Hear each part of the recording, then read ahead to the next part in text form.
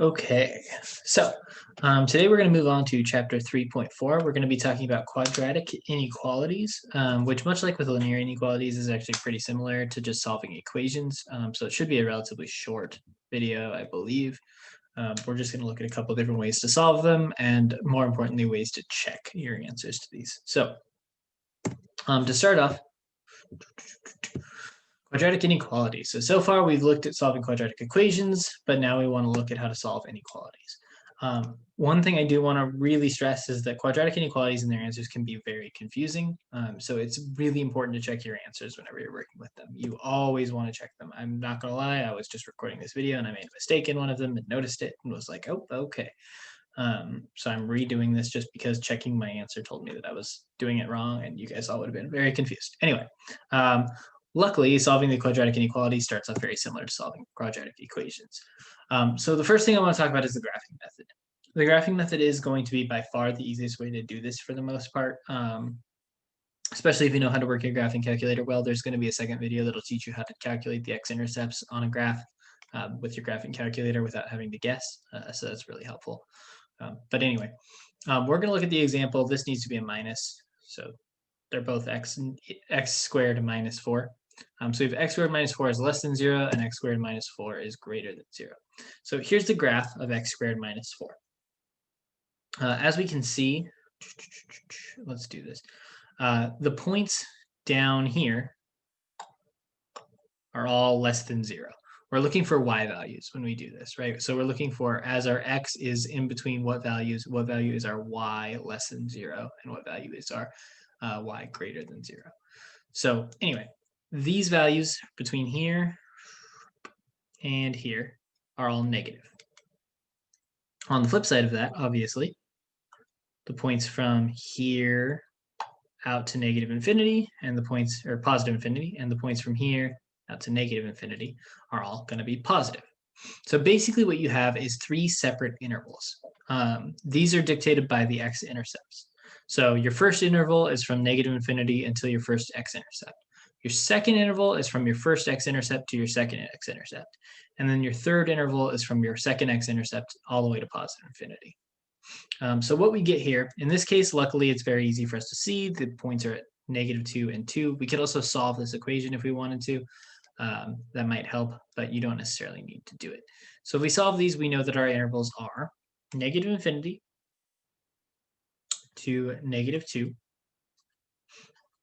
None of them are included because we don't have any equal signs. We've got one that's from this point, so 2, all the way to positive infinity. And then on the other side, we've got one that is from our first x-intercept, that's -2, to our second x-intercept, that's +2, right there. So this is my green interval right here. And you'll notice that my green interval is negative. And then my red interval is here, and it's positive. And my other red interval is here. It is also positive. So the way we'd write the answers to this, right? Whoops, make this negative again. These two are when x squared minus 4 is greater than 0. So these two are for this one. And then the green one is for the first one. That's for when x squared minus 4 is less than 0.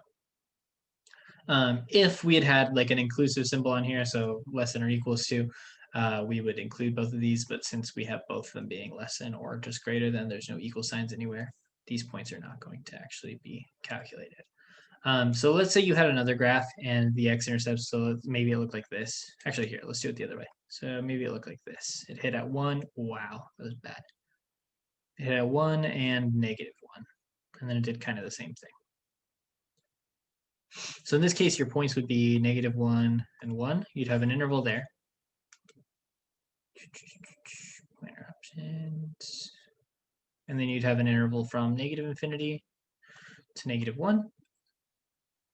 And then you'd have one from 1 to positive infinity. Now, one thing that you should notice is that regardless of whether the parabola opens up or whether it opens down, the interval in between your x-intercepts is always different than the two intervals after them or before them. So the one that goes from negative infinity to your first x-intercept and the one that goes from your second x-intercept all the way to positive infinity are always going to have the same symbol, right? This is the left side's always going to be negative, the right side's always going to be negative from any of those points that are bigger. The points in between, in this case, are always going to be opposite. So these two intervals are always going to be together, and this interval in between is always going to be apart from these two. And it's not necessarily going to always be positive or negative one way or the other, but like the symbol of this one is always going to be the same as the symbol of this one, and the symbol of this one is always going to be the opposite. And that's just the way parabolas work. But luckily it helps us a little bit. So steps to solving quadratic inequalities, this we're talking about symbolically at this point. You can also do numerically if you really want to. Like you could make the box thing and go x and y and solve for a bunch of values and find the in-between points and then solve for the intercepts. But that just takes a lot of extra time. There's really no reason to solve it that way. If it for some reason works better for you, go for it. But that's a lot more calculating than you need to do.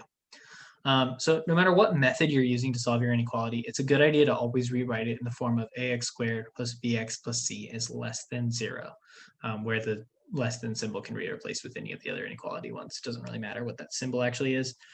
You just want a 0 on the right side. And then ideally, you want your equation in standard form. You can solve it with vertex form, but generally speaking, it's just easier to work with this. The next thing that you want to do is solve for the x-intercepts. So there's very rarely a time where using the x-intercepts won't be helpful when you're solving these. So it's always useful to do that. And then with these inequalities, your answer is almost always going to be an interval. So be sure you know how to write an interval notation. The only exception to your answer being an interval is, let's say you had some parabola. I have no idea what this would be, 3 minus 2x. I don't, this is probably not actually correct, is less than or equal to 0. So this is not the graph of what I'm saying, but whatever this equation was, if it's less than or equal to 0 and your vertex hits at exactly 0, then there's only one point that satisfies the condition less than or equal to 0. So your answer is just one number. But in every other situation, which is the vast majority of them, you're going to have intervals. So in order to solve symbolically, we first want to rewrite the inequality as an equation. This is the same thing we did with linear inequalities. You just change that symbol to an equal symbol. So in this case, 2x squared minus 5x minus 12 is less than 0. We just switch it to 2x squared minus 5x minus 12 equals 0. And then we want to solve it the same way we would normally. So in this case, I'm just going to use the quadratic formula because it's going to be the fastest, or at least it's going to give me the right answer without me floundering around. So negative b, that's positive 5, plus or minus the square root of b squared is 25, minus 4ac. Negative 4 times negative 12 is 48. 48 times 2 is 96, so plus 96, all over 4, because it's 2a. 25 plus 96 is 121. Square root of 121 is 11. So you have 5 plus or minus 11 over 4. 5 plus 11 is 16. 16 over 4 is 4. 5 minus 11 is negative 6. Negative 6 over 4 is negative 3 halves. Or negative 1.5, whichever way you want to do it. So now that we have our solutions, let me see what's next. Solve the quadratic is wrong. Okay, right. So now that we have these solutions to solving our x-intercepts, we have 3 separate intervals. One goes from negative infinity to the lower value. So in this case, that's negative 3 halves. So we have negative infinity to negative 3 halves. That's one interval. We've got 1 is between the two values, so that's negative 3 halves, comma, 4. And then we've got 1 that goes from the upper value to positive infinity, so 4, comma, infinity. Okay. Now remember, I said that the symbol on these is always going to be the same, and the symbol on this one is always going to be different. That is true, and looking at the a value, you could figure out that, okay, this opens upward, so that means that this middle one is going to be negative. So if I really wanted to, I could just assume it's this negative one. But that's dangerous, and it's not very difficult to actually solve or check your answers here. So what we're going to do is we're going to check our answers.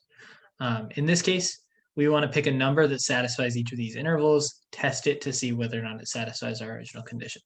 So in this case, we have negative infinity to negative 3/2. We pick a number in between those. I'm going to use -2.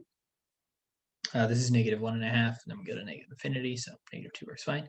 In between -3/2 and 4 is 0. 0 is almost always the easiest one to use. 4 and infinity, I'm just going to use 5, next biggest integer. You could use 10 if you wanted to, maybe. It doesn't really matter, as long as it's in between those two.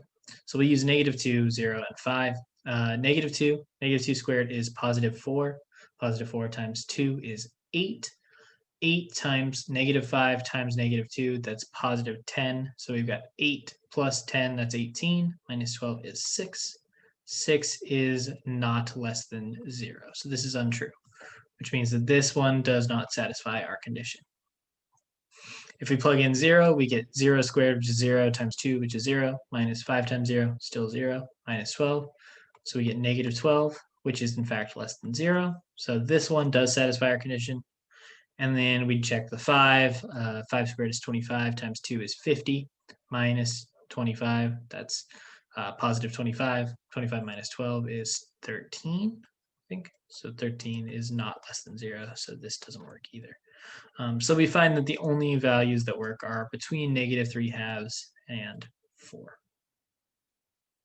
And since there's no equals to sign, we can't check the actual points. So we're going to use normal parentheses instead of brackets. If we added the equals to, then we'd have the brackets on both of these, just because those both equal 0. But test number in each interval, yeah. So that's actually it for this video. These things, honestly, a lot of it is just practicing. You'll get plenty of practice in the homework, but if you don't understand it, we'll have time to talk about it in class. We can go over some extra examples or whatever you guys want to do. But hopefully this isn't too difficult. It's basically just like solving them, and then you're adding the extra step of creating intervals, really, which I know isn't exactly fun, but it is the way that you solve these inequalities. So there will be a second video. It's going to be all about how to calculate your x-intercepts on a calculator after you've graphed an equation. It's actually super easy, but I, again, don't have a good way of showing it to you. So for now, I'm still using outside YouTube videos for that. So make sure you watch that. But otherwise, I will see you guys later.